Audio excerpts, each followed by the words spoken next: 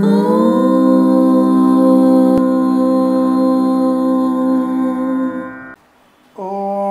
శ్రీ గురుభ్యో నమః. హరి ఓం.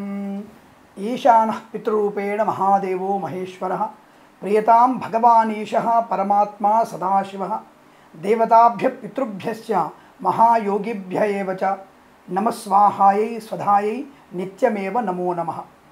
అందరికీ నమస్కారం.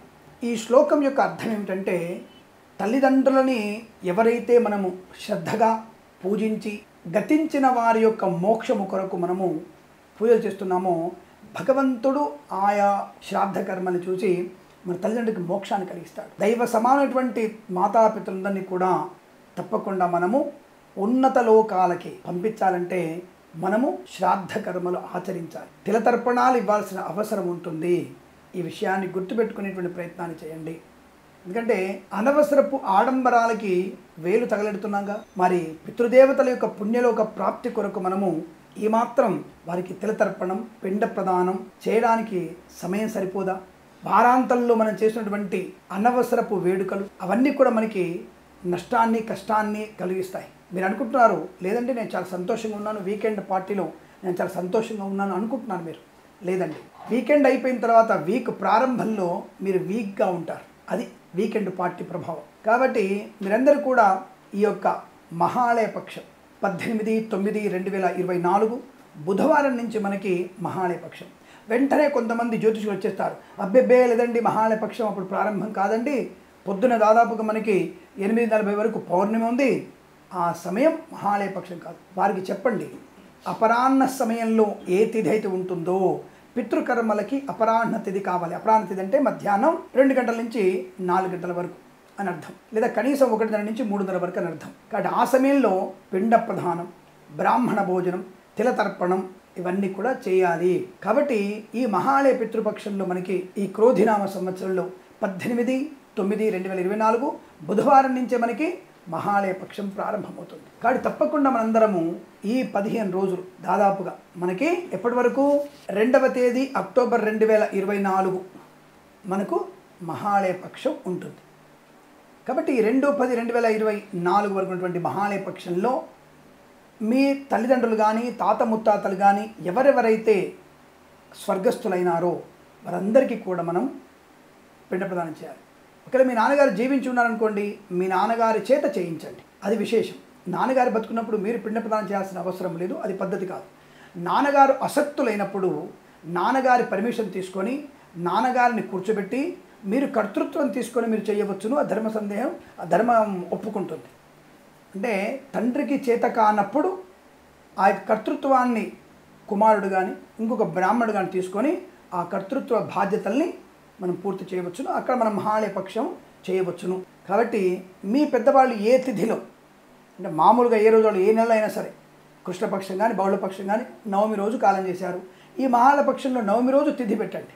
అయ్యో మేము 2 ఏళ్ళుగా మర్చిపోయామండి, నాన్నగారి తిథి విధియ రోజు ఉండే మర్చిపోయాం, లేదా మేము మాకు కొద్దిగా అంటు వచ్చింది చేయలేకపోయాం, ఇప్పుడు విధియ రోజు చేయండి.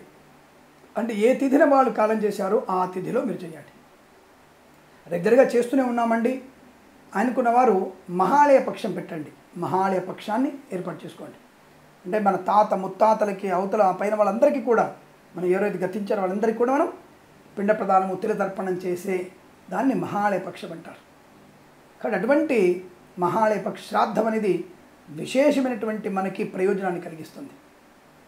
మన సంతతి వృద్ధి కలుగుతుంది, మన వంశము వృద్ధి పొందుకునే అవకాశం ఉంటుంది, ధనధాన్య వృద్ధి పొందిన అవకాశం. సాక్షాత్తుగా తల్లిదండ్రులే దైవస్వరూపులు. అటువంటి వాళ్ళకి మనం చేసేటువంటి పుణ్యకర్మలు, పుణ్యతిథులు అవన్నీ మనకు శుభాన్ని కలిగిస్తాయి. శ్రాద్ధము అంటే శ్రద్ధగా ఆచరించదని అర్థం. కాబట్టి 18వ తేదీ సెప్టెంబర్ నుంచి 2వ తేదీ అక్టోబర్ వరకు తప్పకుండా ఎవరి సమయానుకూలంగా వారు ఈ యొక్క శ్రాద్ధ కర్మల్ని ఆచరించాలి. సనాతన ధర్మంలో మనం పెద్దవాళ్ళకి ఇచ్చేటువంటి గౌరవం అది. దానివల్ల దానం చేసిన పుణ్యబలం కలుగుతుంది. ఆ పుణ్యబలము గతించిన వారికి కలిగి గతించిన వారు మోక్షాన్ని పొందుకునే అవకాశం ఉంటుంది. దయచేసి అందరూ కూడా ఏదో మూఢనమ్మకమనో, నాస్తికవాదమనో, ఇంకొక వాదమనో అనుకోక్కల్లా. మన సనాతన ధర్మంలో చెప్పినటువంటి ప్రతి మాట సైంటిఫిక్గా అనుకూలవంతమైనది.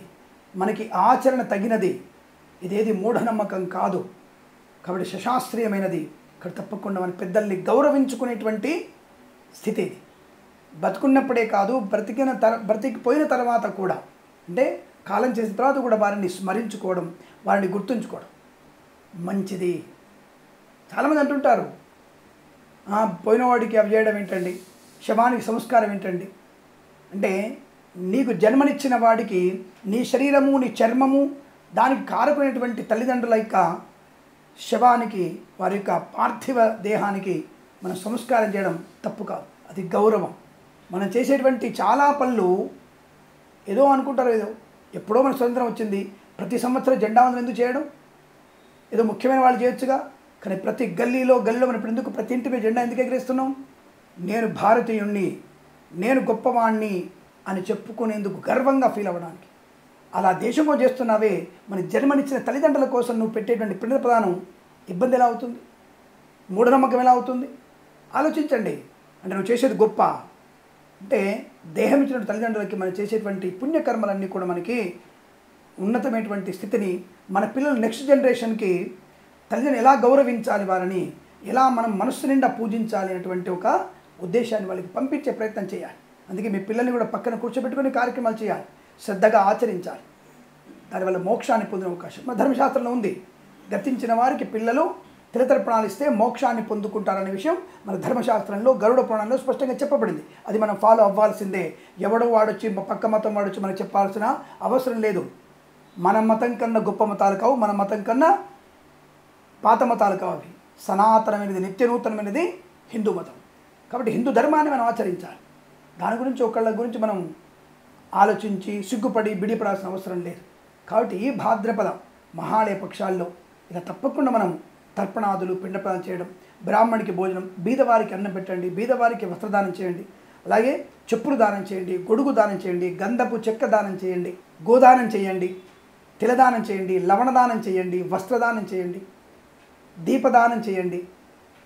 కాబట్టి తప్పకుండా ఈ దానాలన్నీ కూడా మనకి పెద్దవాళ్ళ యొక్క మోక్షానికి కారణమవుతాయి. కాబట్టి ఎట్టి పరిస్థితుల్లో పాడ్యమి, విధియ, తదియ నుంచి అమావాస్య వరకు తప్పకుండా ఏదో ఒక రోజు ఆచరించమని చెప్పలేదే, ఒక్కరోజు వాళ్ళ కోసం కేటాయించండి. ముఖ్యంగా ఆ తిథినే తీసుకోండి. ఏ తిథిలో చనిపోయారో మీకు డేట్, ఒకవేళ తిథి తెలియకపోతే చనిపోయినటువంటి డేట్ కనుక చెప్పినట్టయితే ఏ తిథిలో చనిపోయాడో చెప్తారు, ఆ తిథిని తీసుకొని ఆ తిథి రోజునే మీరు ఈ యొక్క పిండ ప్రదానము, తిలతర్పణం చేయండి. తద్వారా మన పెద్దవాళ్ళకి మోక్షాన్ని ప్రసాదించిన వారం అవుతాం. అందరికీ ఇటువంటి పితృయజ్ఞాన్ని చేసి వారి యొక్క పితృణం తీర్చుకునేటువంటి ప్రయత్నాన్ని చేయండి. మాతాపితృణం తీర్చుకునేటువంటి ప్రయత్నాన్ని చేసే అవకాశాన్ని సద్వినియోగం చేసుకోవాలి. అలాగే ఈ భాద్రపద మాసంలో గుమ్మడికాయ, పండు గుమ్మడికాయ దానం చేస్తే కూడా విశేషమైన ఫలితం కలుగుతుంది. తప్పకుండా ఇటువంటి దాన ధర్మాదులు చేసుకొని ఆనందమయ సుఖజీవనాన్ని, పెద్దల ఆశీర్వచనాన్ని పొందుకోవాలని కోరుకుంటూ సర్వేజన సుఖినో భవంతు. పితృదేవతల అనుగ్రహ ప్రసాద సిద్ధిరస్తు. లోక కళ్యాణ